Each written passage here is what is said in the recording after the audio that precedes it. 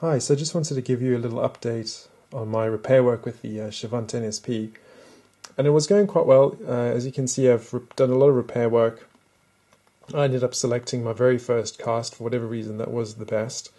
And everything was going quite well. I was finding it a bit sticky. It was kind of weird, like you would push some of the softened clay, just melting it in your fingers or rolling it in your fingers and then trying to push it into the holes. As I'd push it into the holes, they would always kind of pop back out as soon as I released my sculpting tool. So I actually found it quite frustrating to work with. And I then decided, well, before I start, repairing the entire thing, I thought, well, let me start on the actual eye, because this is the main reason why I was doing the recast, is I want to open his eyes a little bit more and also just narrow his jawline. And I started working on the eye, and as you can see, it's a real mess.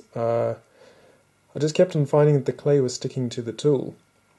And after doing a little bit of research, apparently the way you really need to work with this is you're supposed to have maybe some sort of oil lamp sitting next to you. You use a stainless steel tool, and you're supposed to heat the tool in the metal, in the flame, and then continue to work like that. And I just really don't want to work like that. I used to work with Sculpey quite a lot, and that was so much easier to work with than this. So I think I'm actually just going to stop here and, disappointingly, and then try again with Monster Clay. Apparently, Monster Clay has a much lower melting point, which means I'll be able to melt it and cast it more easily, and hopefully get better definition and fewer repair or less repair work.